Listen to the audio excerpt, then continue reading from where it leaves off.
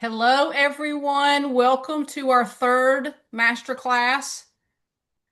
We're going to give it a few more seconds to let everybody come in. We've got almost 90 people that registered. We got people registering for the replay as well. So I know it's kind of hard on a Monday morning at 11:30 Eastern time to sit behind the computer. And listen in. But welcome again to our third masterclass. We're excited to have this woman here, Anna Teixeira. We're going to get to her in a second. But I'm blessed today to host this webinar as we always do with our Director of Sales, Susie Balda. I want to introduce myself real quick. My name is Kelli Garrett. I'm the co-founder and managing partner here on the Rehab Wallet side, or the borrower side of Rehab Wallet. We got two sides. We have an investor side on our debt fund that we raise capital in, and then we go over here and lend it out. And I am the managing partner here on the borrower side. I live here in beautiful Charleston, South Carolina, a little over the bridge in a beach community now called Isle of Palms. Born and raised in the upstate of South Carolina, came here years ago, let's say decades ago, to play basketball at the College of Charleston, and ended up staying here and kind of setting my roots and my foundation here in the Tri-Counties of Charleston. I am married. We've been together now for almost 25 years. So that is a little bit about me. Susie, I'm going to let you introduce yourself if you don't mind. Yes, good morning, everyone. Super pumped. Anna Teixeira was actually my first boss at Rehab Wallet, so I've learned so much from her. I'm the director of sales, like Kelly mentioned. I live in Charlotte, North Carolina. Been an investor for a couple of years now on the loan origination side, learning so much about how creatively we can really do loans differently for a lot of our investors. So super pumped. Today is really a treat on what Anna has to share. Well, I want to kind of give the mission real quick of why we do this, why we do this masterclass, why we spend the time to do this. We want to help business owners and real estate investors overcome obstacles, thrive in any market, and grow their business with success. That's our mission of this masterclass. So, speaking of someone that knows any market condition and has decades and decades of experience, I want to welcome my good friend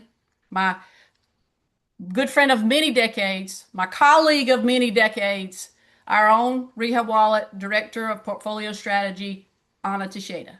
Anna, thank you for being here. Thank you. Thank you, I know guys. this is not your jam. You're beautiful behind the camera, but we appreciate you doing this so much. You have so much to pour into our audience and all your experience behind it. But for those that do not know you yet, there's some people that don't. Obviously, you are our director of sales from the very beginning. You were my first pick. I held on, didn't hire one person. I wanted to come after you. You were working somewhere else, and I had to go out and pluck you. So you've been with us since the jump here at Rehab Wallet. So a lot of people know you. But tell us a little bit about your background and kind of what brought you into this investor lending space. Yeah, thank you, guys. Yeah, I have been lending in the mortgage lending business since 2002. And it was also Kelli Garrett that brought me into the lending world. I worked for her at a mortgage broker company called Millennium Financial Services. And we enjoyed a few years of success back then until 2008 came crashing. And we all had to adapt then. I think we all kind of went our separate ways a little bit. I stayed in lending and stuck to it, struggled through it, and probably didn't find real great success again until about 2013. I would say that's when we could consider the market recovered, if you will. At that time, I was recruited by Wells Fargo to lead their South Carolina renovation sales department. So for the next few years, I worked for Wells Fargo, and we focused on 2 or 3K loans and Fannie Mae's home style loans. So I only did renovations loans. Like my team would not do any kind of a conventional regular lending, what you know as conventional lending, but also the other loan officers could not do any renovations loans. So that's all we did. And I did that for about 4 years, 5 years until Wells Fargo about 4 years. And then Wells Fargo got out of the renovation business.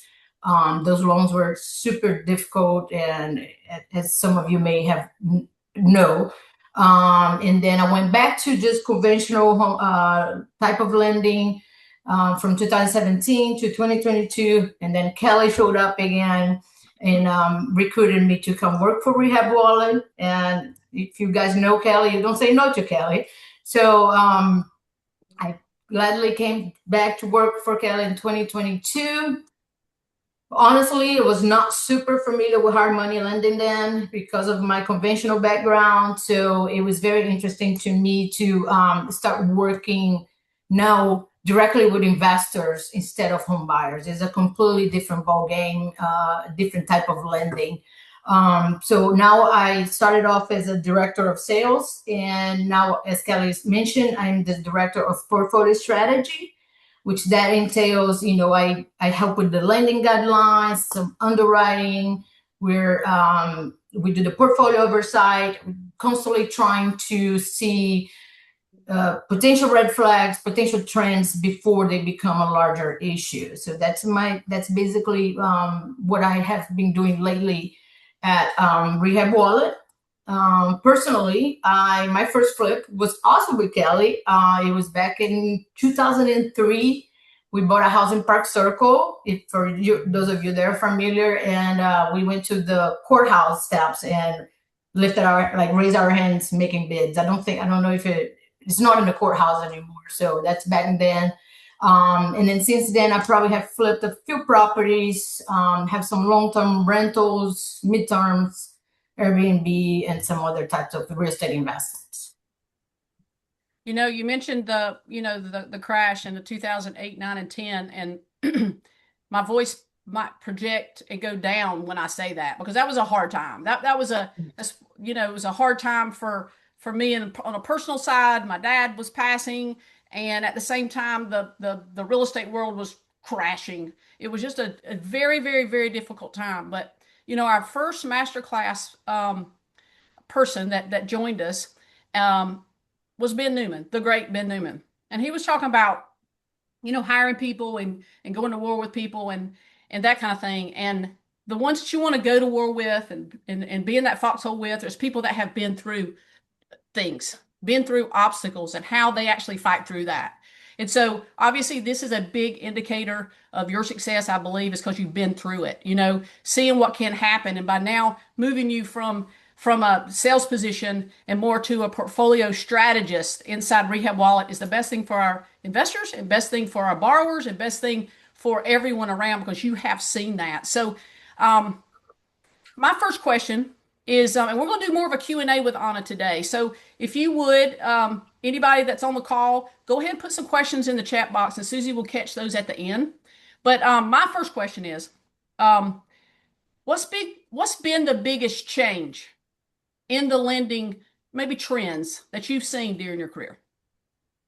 Yeah, like we talked, just going over my bio, how when we started, I mean, that's when the interest rate, like when I first started at Millennium Financial Services in 2002, the interest rates were like 7%. Yep. And all of a sudden they start going lower. And then everyone was refinancing, everyone was buying, and then subprime lending came into the picture. So now you have people with 520 scores, no documentation, qualifying for mortgages. And then obviously the market crashed, and then all the banks tightened up their guidelines. They became very low risk lending scenarios. So we had to adapt to the new market. And then, what I see then after I flipped to hard money lending, I also noticed the other trend is now, DSCR loans have been around forever in commercial lending. Hard money lending has been around, but I don't feel like it has become popular until more recent years, when probably the investors and lenders have realized the importance of qualifying investors, to help, if builders are not building as many houses anymore, you have the flippers that are also, bringing houses back to the market. And, the new trend of DSCR loans, where it's more important to see, that the property can carry itself versus trying to verify the income of the buyer, as a lot of us are now like self-employed or cannot on paper really show the income that the conventional lenders are doing. So it's interesting to see how the lending environment adapts according to what the market is doing. So I look forward, and we as a company, we need to adapt as well, because we need to make capital available, but also, remain as risk-free as possible. There's never no risk there, but we also, as a hard money lender, we have to adjust with the trends and continue to try to see the changes sooner than later. I think most of what happened in 2008 was just delayed reaction to what it was blatantly about to happen. It was unsustainable, for sure. So I think that's just going through the up and downs. We'll see changes. Changes are coming probably soon. It's just we just have to adapt and understand that that's going to happen no matter what. Being a lender during that time alongside of you, we saw that the programs that were out there, granted, back then we were not lending our own capital. Right now, Rehab Wallet lends its own capital, so we can make these decisions on our own. But back then, the programs were out there that were very, I guess, risky, if you will. We did go back and looking at it during the time, it didn't seem risky because they had great credit. They didn't have any lates on their mortgage. And even for investors, we were able to give, full doc, not full doc, no income, no assets. And just if they had a credit score, they could get investment property, almost sometimes at 100% financing with no money down. So things change, we get smarter, lenders get smarter. And as a lender, we have to understand what happened because of that decision back then. And that's not the decision we will take moving forward because of, sometimes I talk about this inside our team is that we have to help borrowers. Back then, I was one of them as well, but let's help borrowers help themselves. So we don't want borrowers to get over their head. We don't want borrowers in loans that they can't perform. So it's important that we change as the lending trends change and the market changes. So yeah, that was my first question. Susie, what you got? Yeah, so in kind of along the same lines, some people say, or call it investor mistakes. I love to walk away understanding and knowing that there were a lot of lessons learned. So Anna, have you seen, and I'm sure you have, a deal that looked great on paper, but then later became a disaster? You don't have to say addresses necessarily, but I'd love to hear a little bit about what happened. Here's my list. No, well, seriously, we see deals that already don't work on paper, and those are very easy to turn down. You're like, hey, buddy, this is not working. But there are a lot of deals that on paper look great. The ARV is working, the purchase price is working, everything seems to be, the scope of work seems to be aligned. But, there are things beyond your control and you've got to be prepared for those things, right? We're seeing now lately a lot of contractor issues, like just the investor and the contractor not getting along. Then the contractor start ghosting the investor, or vice versa. And, permit issues. We are seeing a lot of permit delays. So there are things beyond your control. But what I really like to focus now is what we can control, right? And I feel like this portion that it's been very clear to me lately is the lack of reserves that some of these investors are coming into deals. And I think reserves kind of fix all the other problems. I don't know how it became popular that you can flip and become a super successful flipper with with very little money out of pocket. And I think that is kind of the biggest misconceptions out there. I think you can borrow the money and all the money if you want, the closing costs, the down payments, but you still need to borrow enough for the what ifs and not just for the super tight deal, right? So it's just, reserves is the most important part. We see, Rehab Wallet, and we have started verifying assets for new to Rehab Wallet borrowers, just because we have noticed that trend of people running out of money mid-project. And it's incredible to see that some people that are applying for for loans with us, they'll have like $4,000 in the banking account and just their closing costs and down payment is 20. So like, when you talk to them, how you're going to carry this project through, they're like, oh, I didn't think about it. So number one thing that I see that you can control is reserves. You need to have extra money. You need to account for what ifs, like um, budget, that things that you don't know. You're dealing with the old houses. Once you open the walls to the house, there's God knows what you're going to find, right? So you have to have the what ifs, the mechanical. Sometimes they look like they work. Once you get in there, like you have to replace the whole system. And then obviously, please, days on the market right now, we're not anymore in the COVID times, right? 2020, 21, 2022, when you had like 10 offers before you even finish with the house. You've got to plan for the extended days on the market. And the biggest issue that we have right now with the lack of reserves is when people get to the end and you can tell that they're struggling for money, so they start cutting corners, and then it becomes that snowball type of thing, because like now they don't have enough funds, so they start cutting corners, they compromise the finishes. We see them nixing additions that were used for us to determine the original ARV up front. So then we have this end product that is nothing like what it was approved at the beginning, but then they still go list at what the original ARV was, and now we have a overpriced property sitting on this much longer days on the market environment, and the bar is already out of money, So that's the recipe for disaster that we're mostly seeing right now. It's the cutting corners, and then having a product that sits in between, like renovated as is, but really not renovated, because a buyer walks in there, a potential buyer walks in there, and is not wowed by the property, and it's also, I mean, even though it's still not considered a buyer's market because we're not at that 6 months of inventory, I feel like it's a buyer's market. I mean, I watch properties all day long on the market, and the price is going down, price adjustments, so I feel like the buyers have a lot more to choose from. And if you have a product that is mediocre, it's going to sit there unless you price accordingly for all those things, that quality that you let go of. So I think that's a great point. I got to add something real quick, just as a flipper myself for almost 20 years. It's so true. You have to adjust. You talk about the trends, the trends and the changing. That's a trend as well. Like the type of market. Are you in the buyer's market? Or are you in the seller's market? When you're in a buyer's market, it has to almost be perfect. I'm talking about from the curb, opening the door.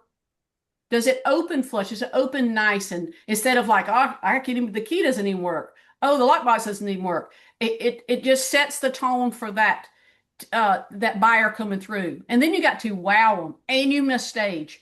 In these days of market, there's a time when you don't have to stage, but then there's a time when you have to change. So that's also those changing of those trends, to be very nimble as a borrower during this time, because honest saying the truth, and obviously she is, but we have not tons, but we have loans on the books here that are sitting, and then we go in and start looking at pictures, and you can kind of see exactly why that one sold. But another loan that we did down the street, that's a comp of that, we know why this one might be sitting and this one might have sold fast. This one has the trim, has the everything done properly, has the wow factor in the kitchen and the bathrooms, and has those things. And then we go over here and look, and the trim is, you could tell the corners are cut on the trim. There's no staging. Sometimes we as borrowers, we have to think and give that vision for the buyer, because maybe he can't see how how in the world is my family's going to sit in this family room and watch TV. We kind of have to set it up for them to see it, and then it just wow them from there. So those are trend changes too. So I appreciate that information. It's spot on. Yeah, and then the other thing that we see too, when they start cutting corners, the original budget had them replacing the whole HVAC system, but then because they run out of money, they decide to just make a repair. But then they're using comps of new construction. Even though, like, I'm a person that I prefer the little bungalow and renovated houses. I think it has more character. But when you're competing with new construction properties that have new roofs, all the mechanics and brand new, and all you did was focus on the cosmetic and just did no work to the mechanics, you're not going to be comparable to the new construction. So keep that in mind as well. When you're walking a property, walk with your contractor, have them verify all the mechanics. If they need to be replaced, go ahead and replace them. It's big. You do get a huge price discounts when your mechanical's old. Okay. And the other trend that we're seeing a little bit too, guys, we're seeing people making choices, design choices. They're very particular to their taste. I think like when you're flipping, you need to think about who is your final audience. It's not you. So even though you love your football team, you don't want to go ahead and paint the interior of your house, whatever football team. I mean, mine would be Brazil, right? So like yellow and green. Who wants that yellow and green house, right? So please keep things trendy. Like that's what they're watching. The end buyers, they're watching HGTV and they want that clean look, that whatever is trendy. So I think really refrain from picking too many personal things that appeals to you, but it might make your, because it's all about keeping that buyer's pool as big as possible. That's why I don't, I've had a beautiful horse farm come through my table one time and I wanted, but then I started thinking, I'm like, now my end buyer has to find a horse family. That's such a small pool of buyers. So it's kind of the same thing, like just keep it. Is this property going to appeal for a lot of people? That's so important to do a successful flip. Awesome. That's So you goes kind of on. alluded a little bit to this already, but when you talk about comps and ARVs, what mistakes do you see that investors are making when estimating the ARV? Obviously, most lenders out there either lend up to a certain ARV, right? Loan to value or after repair value, 65, 70%. What are some of the most mistakes that you see when our investors are estimating? Yeah, we could go a whole hour on this, but the main things here, I think because there's not a ton of good flips out there and the margins are tighter. I think the people that are out there trying to find a deal, it's like, I would say desperate, but they're trying to make that deal work. Yep. They're forcing it. So I swear we have so many potential buyers like fight us when we're like, hey, this is what the value is coming in at. And they fight us on it instead of be like taking 2 steps back and like, why is my bank, mind you, we don't make money if we don't close on the deal, right? So like, why is my lender pushing back so hard on those values? And we're like, we're very, we're a hard money lender. We value our customer services. I'm not going to just deny a deal just because the value is off, right? I want to like, show me your comps. Maybe you're seeing something that our BPO agent's missing or my collateral team is missing. And 9 times out of 10, they're picking and choosing what comps to use. So they're using their number that makes the deal work, and then they go find comps that arrive to that number. But in between that, they're skipping comps that do not arrive to the number, better comps, closer comps, same neighborhood, same age, all that stuff. So picking the comps is not how your exit buyer is going to, your exit buyer's appraisers is not going to pick comps to arrive at that purchase price. They're going to pick true sales comps, which is you got to find the most alike property to yours. We still have buyers that, I mean, I love my wholesalers, but like we still have buyers that will use just the wholesaler's comps. Like the wholesaler wants to sell that house. You need to do your own due diligence and pull your own comps. And if you don't know how to pull comps, learn how to do them or contact a realtor. Realtors will do comps for you all day long. and and teach you what you need to be looking for a comp. We still have borrowers that will use, they'll comp a 1,200 square foot home with an 1,800 square foot home, and then use that price per square foot of the 12 square foot home and multiply by 1,800. You're like, you can't do that. This is absolutely not the way that it's done. So learn how to do comps. It's in yourself or your realtor, not whoever's selling you the property. That they have their interests. Rehab Wallet, listen to us a little bit too. I mean, we may know a little bit what we're doing. But we have been wrong where, we're missing, there was miscommunication. Oh, we're adding something and it was just never explained properly or whatever. But then again, this comes again with the cutting reserves, like not having enough reserves at them. And we see people nixing additions all the time that they were on the original ARV. So guess what? You're no longer going to add that whole master bedroom to the end. We can't land on that same ARV that we did at the beginning. So just be very aware. All of those things have consequences, and pushing no to say no. I mean, it's okay to say no. If the deal is not working, walk away. Even if you put $1,000 earnest money, it's not worth it. You're going to lose more at the end because you're pushing the ARV. So true. Yeah, that's great. What do investors sometimes miss when they're evaluating? You mentioned a lot of the mechanics, but anything else when they are looking that they may miss when they're evaluating either the condition or the value? What's most valuable there? Yeah, I mean, I'll go back to doing their due diligence. It's also like, I don't know. I mean, I may be a very conservative person when it comes to investing. I want to have reserves. Like, I'm not using all of my money that I have in my banking account. I want to have reserves. And I'm going to do my due diligence. I'm going to look at my values. I'm going to look at zoning. I'm going to see if the property has any encroachments. I'm going to call my local title company here in Charleston, Mark Wicks. Is this, does this, can you look up this property really quick? See if there's any liens that pop up on a quick search. Do your due diligence. Y'all, we have had no names, no addresses.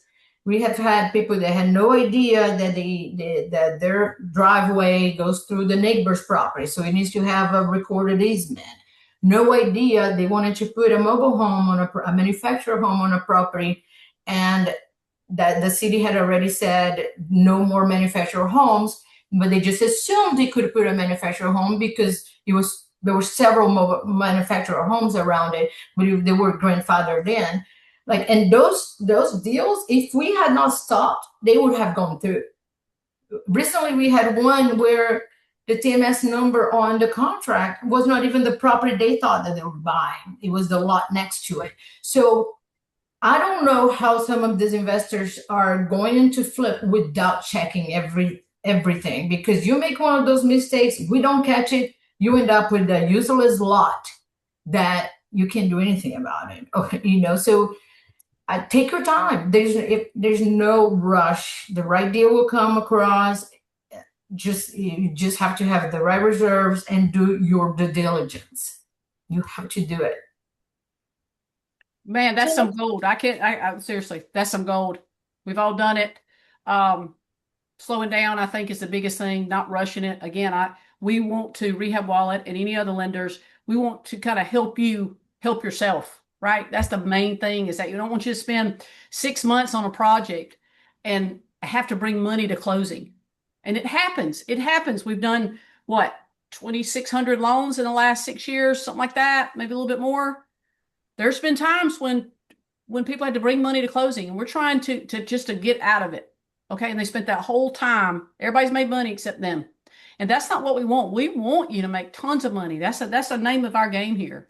So this is actually amazing stuff. And as we see a lot, I want you to not treat this thing like a hobby.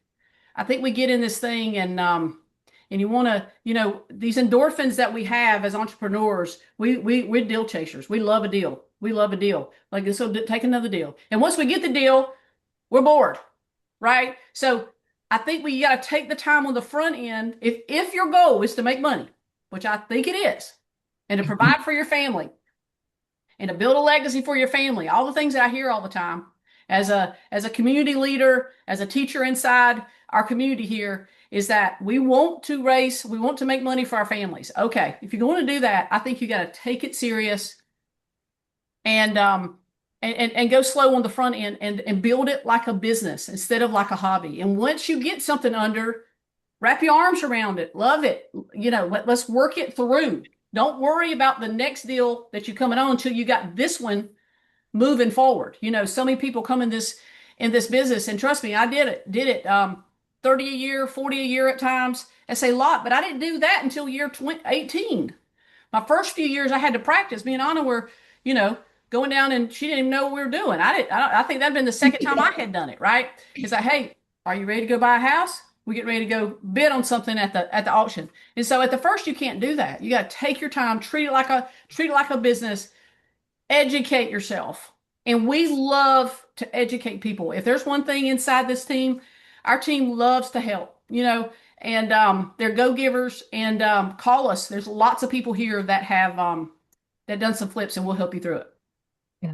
I had on my notes, it's funny you said that. Treat it like a business. You wouldn't start a business without the reserves. You wouldn't start a business without.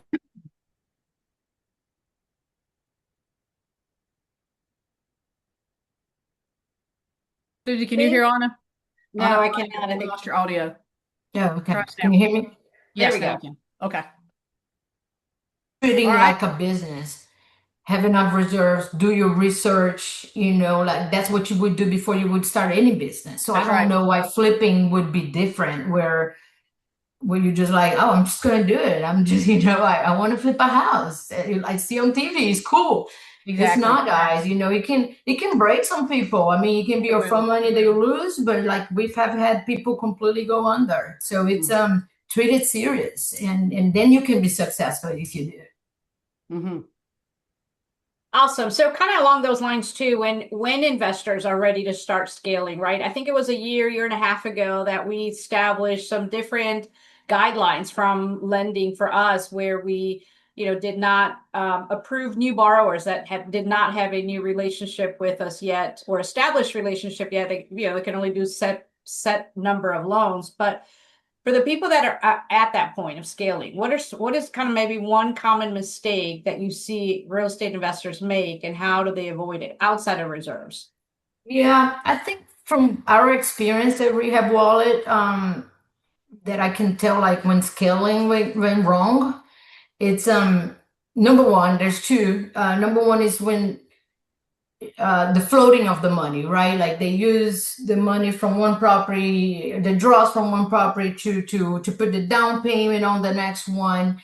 And although some people are able to do that successfully, I think it's the very minority are able to keep up with that. And then if one little thing goes wrong, like a property that was on the market, supposed to close on day X, doesn't close on day X, and now it's going to sit on the market for another 30, 45, 60 days, that whole all those deals that are right there, depending on their closing, they're all going to start going sideways. And it happened a lot. We have had many borrowers that were extremely successful and eventually start commingling the monies between the properties, and it did not work out well for them.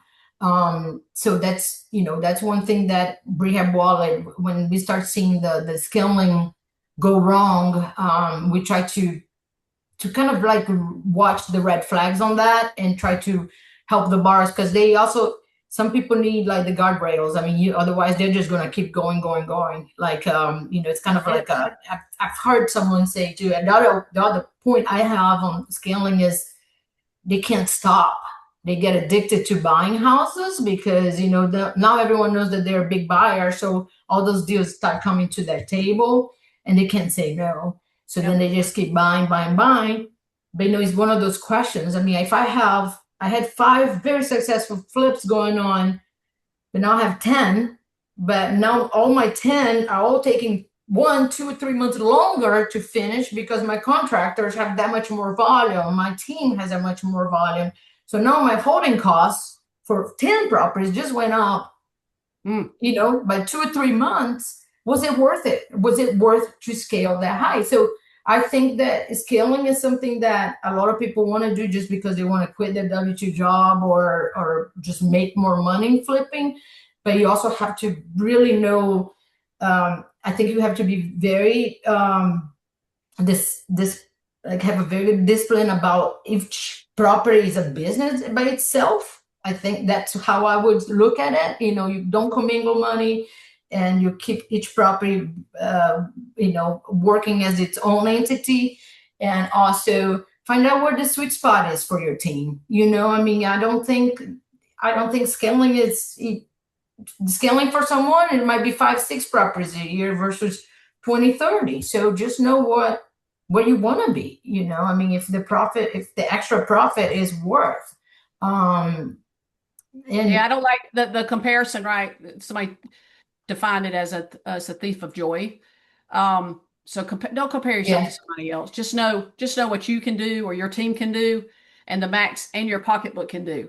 So, and sometimes that doesn't align with what somebody else is doing. Don't worry about somebody else. They're not paying your bills. They're not feeding your family. Don't worry about them. Don't compare yourself to anybody else. Compare yourself to your your um your deposits and your team and the capacity that your team can handle at that time. Susie, I'm seeing some good questions come through the chat. Are you? Yes, I was just going to say we are loaded with questions. So, Shonda, thank you so much. So, her question, Anna, was how much reserves do you think is best? And really a lot of questions around reserves. yeah, I mean, that is such a complicated question for me to answer, but the like when I was at Wells, like we required a 10-20% contingency reserves. I feel like you have to have even more than that, but then there is the size of the project. But I mean, at a minimum, again, like we try to tell our borrowers, like we pre-calculate for them. These are your holding costs just based on everything going right. So what is, just another 3 months of holding costs, Mhm. another, like on the contingency reserve, that's just for the budget then, right? That's just for things going wrong, for you having to replace a roof that you're not prepared to do. So I would do that for the budget, 10-20% contingency reserves, probably 3 to 4 months in holding costs for the properties. That would probably be a start. Mhm. Yeah, that doesn't include down payment, right? So if I think somebody asked, what if you're a first-time flipper? Rehab Wallet works with first-time flippers, but we require 20% down of just the purchase price. So again, like Anna said, depending on the size of the project, if you're looking to purchase a $200,000 home versus a $100,000 home, that may change your down payment and then account for closing costs. So a lot of what we do in the sales team is we'd love to connect with investors and then kind of do mock numbers and looking at, what is your goal or what kind of housing you're looking at and looking at those budgets, and we'll break it down. So feel free to send those our way as well. Yeah, and I think we talked. I can't remember who the speaker was. I think it was Paul Birmingham. He's like, for your first flip, I mean, the 1,200 square foot home with a 50,000 budget. We see people too, like trying to go for their first flip at 2,500 square foot home gutted. At that point, you need a lot of extra reserves because you're going to miss, so like start small, and you may not even make money on your first deal but I would rather learn on a 1,200 square foot home with 50,000 cosmetic rehab versus taking my first deal at a 2,500 square foot home that needs everything done. So that's That's would be gold. my other advice here is just start small. Mhm. So Amber had a question here. Are there any good design apps you guys like to use to make the best use of existing space to get the max return? Not the best question for me. We can, maybe write down the name of that person, Susie, and we can get back to Yeah. her. I think we have 15 members that may be able to, Okay. or some other investors that we work with that can give you a better, Absolutely. yeah, Sure. but And then what is your strategy when comps are hard to find? For example, mobile or manufactured homes in rural areas. Yeah, I mean, th those are great questions, and I go back to like Wells Fargo way, like that's when you can start extending your criteria. Is when you can find comps within the 6 month sales, within a mile radius from the subject property. If the comps are hard to find, you can start extending your criteria. And then it depends where it is. I mean, if it's rural housing, probably, this would be more of a question for an appraiser or a collateral person, but I have my hands in it a little bit enough to know. I would probably say if it's rural, would go look at a very similar other city around the area for a good comp. Like you want to try to compare the cities, like the school system, the proximity to a larger city, and all that stuff. Like I think that would be more reasonable than you going comparing a manufactured home to a brick home in the same city. So just kind of use that logic. Like who's your end buyer? Is the end buyer that would buy a manufactured home here is going to buy a brick home in a negated community? No. So go find that. I like city near, still reasonably near the subject property, but with the same population, proximity to a big city, school systems, and all that. Okay, awesome. Use your partners. Use your partners, right? Use your partners. Your partners are your lawyers or your title people and your realtors. And you're going to have somebody list that property in that rural community at some point. If it's a fix and flip or if it's a DSCR loan, that's okay too. If you're going to refinance out of us and go into more of a long-term lending arm, that's great. Maybe you call an appraiser. Maybe it's worth getting a $400 appraisal, $600 appraisal. I don't know, but I would reach out to my partners, and my partners are these realtors and title companies.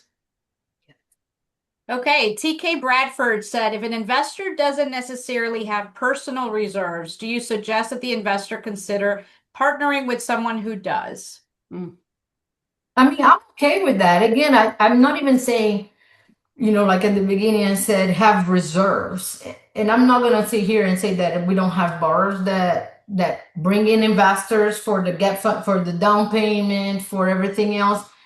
But when you're bringing our investors, also plan for reserves, like raise the reserves as well, and not just when trouble comes up. Like because all I see is like, all right, I have someone to do my down payment, my closing costs, and then another investor is going to do my monthly payments.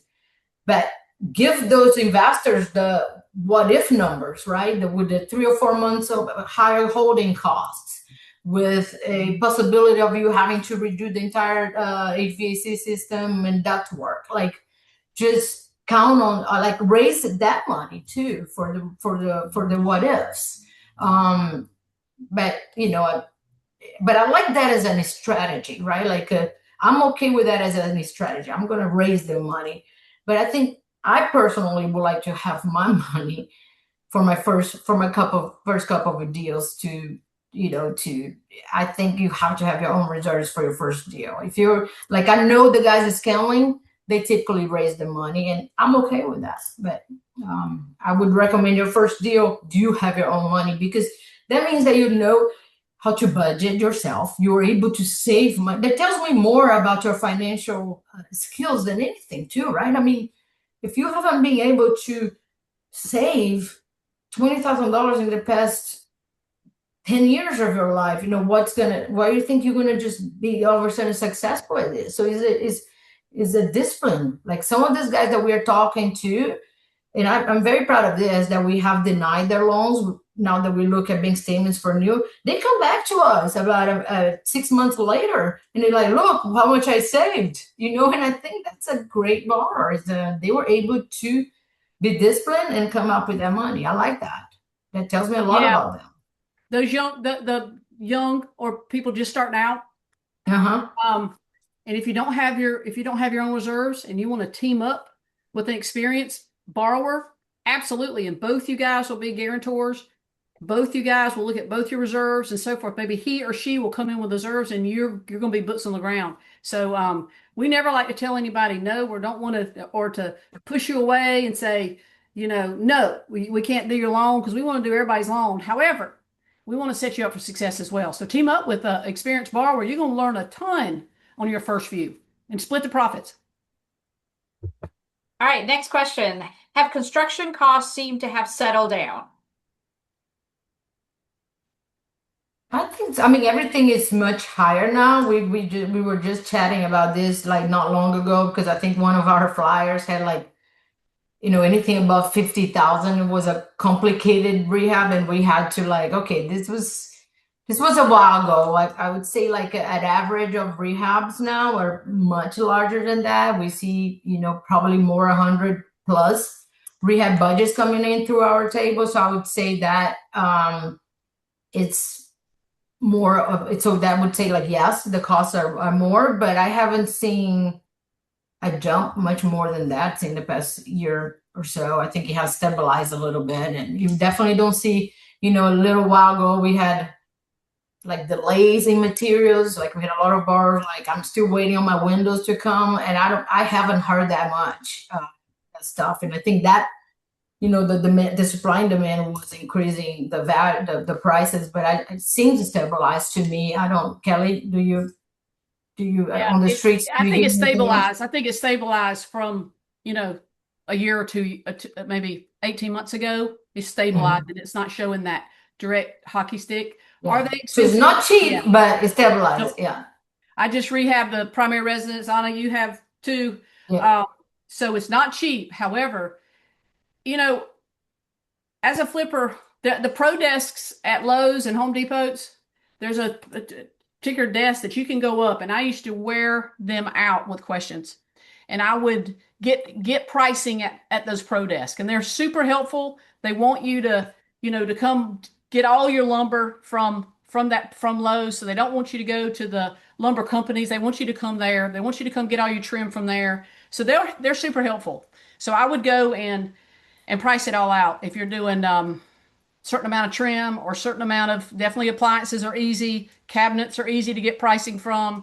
They're at the Lowe's desk and just spent hours sitting down with those people. Let them work for you. Use them again as your partner. Let them work out that CAD of your cabinets back in Lowe's.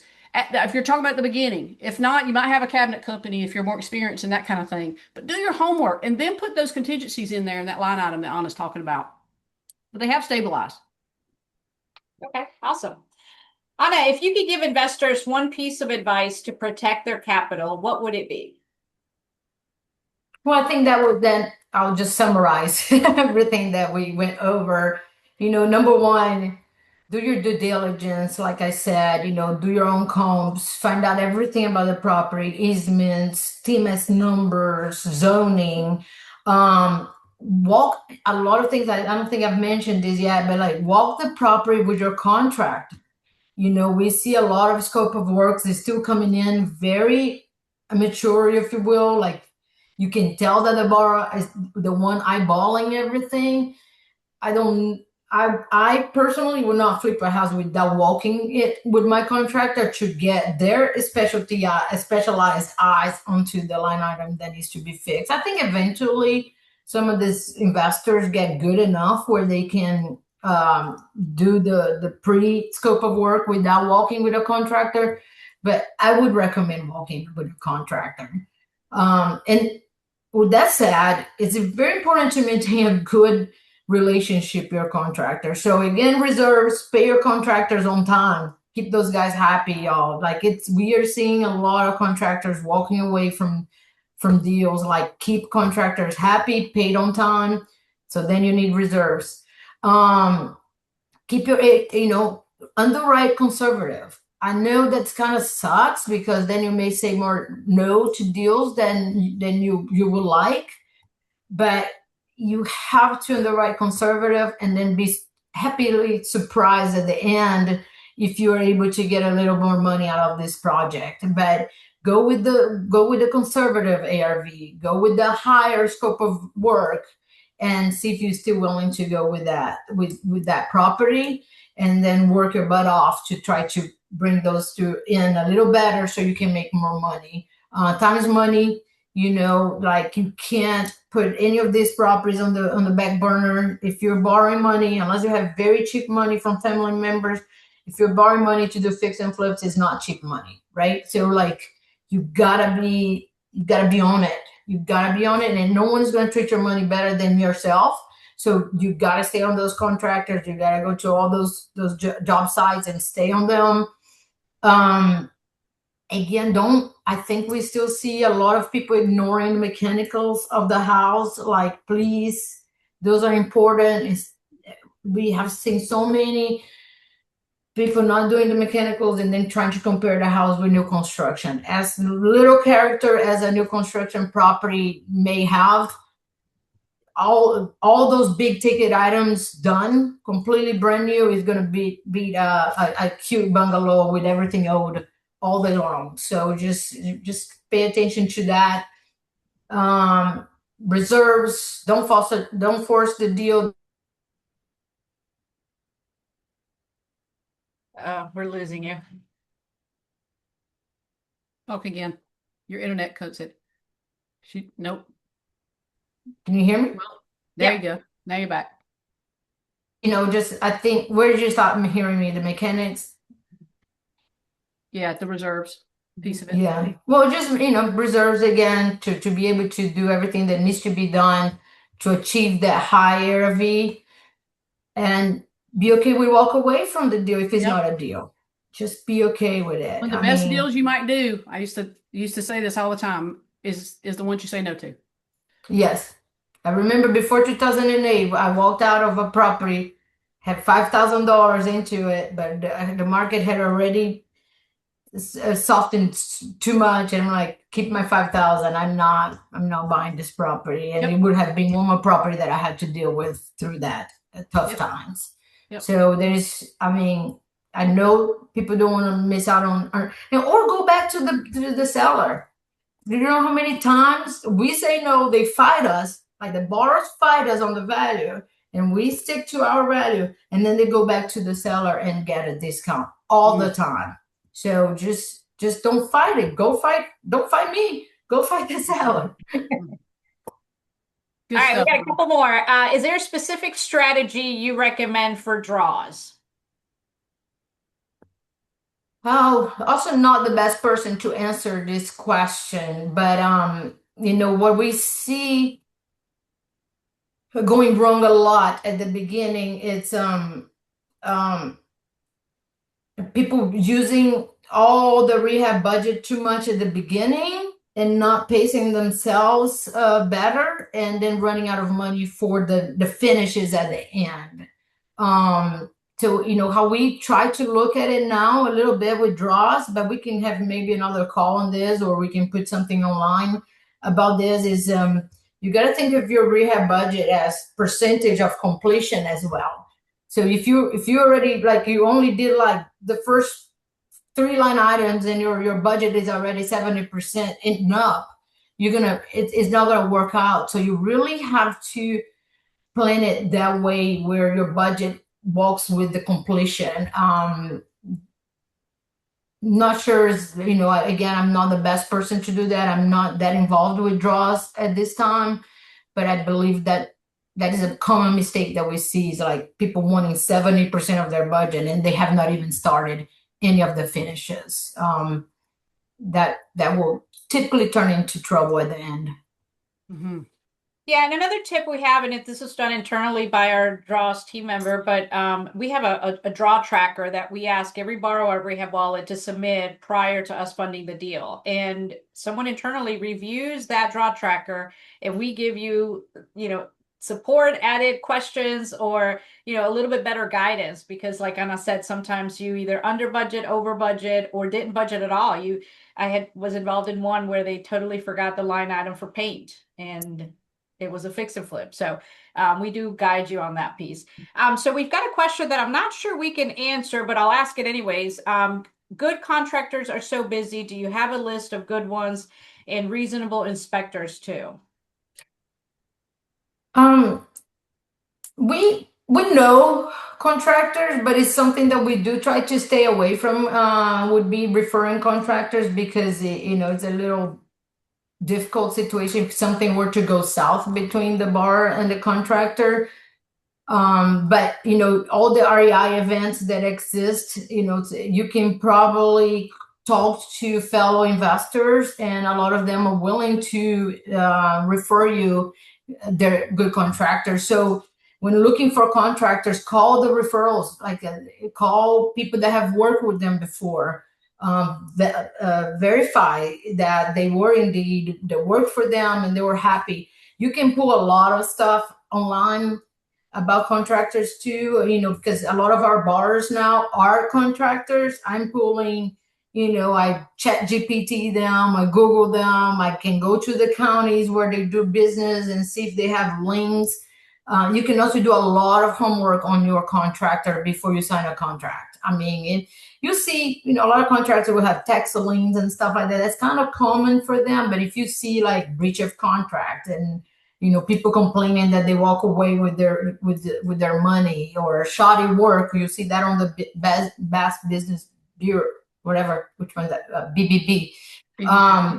Do your research. I think people get lazy on that too. They don't search their contractors. I mean, and don't, because sometimes they want to go with the cheapest quote, but the cheapest quote a lot of times, most of the time, it's going to be your most expensive quote, because you're going to do the work over and over again. They're not going to be responsive, and it's going to take you like, triple the time to finish the job versus you had gone with someone more reputable. So do your research, make sure they're licensed, insurance, and all that good stuff. Being in the right rooms, being around your colleagues, being in those rooms and those, like some of the real estate investment groups, whether you're in the Carolinas or Georgia, North Carolina, they're everywhere. Just Google those. I don't want to even speak because I'm not speaking. I don't know where this particular question came from, but go to those events, meet up, ask other people that are doing bigger things. And they'll share. Typically people, if they're not willing to share, then you need to go to somebody else, because typically these real estate investment groups, especially I know that here in Charleston and the Columbia area, that we're go-givers and we'll help everybody along the way. So yeah, get in the rooms.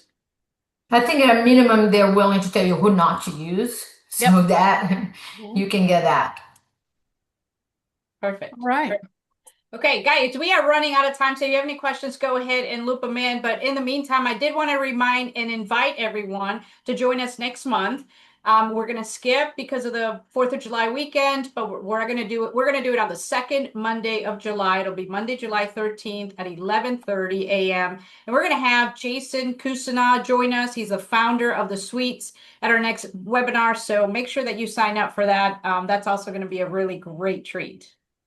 Yeah, he takes commercial properties and he divides it into suites, like for a masseuse or hairstylists or what have you, and they might be 200 square feet or 300 square feet. So it's very interesting. He's done them all over Midwest-ish, and he's done a lot. He's definitely a baller, and it's a very interesting niche to get in on the commercial side, to be able to get some cash flow as well as some appreciation at the same time. Awesome. And guys, if you did sign up, you will also get the replay shortly after this webinar is over. Thanks everybody for being here. Anna, thank you. You did amazing. You. Appreciate you. We love you. Appreciate everything you do at Rehab Wallet. Guys, everybody have a great week.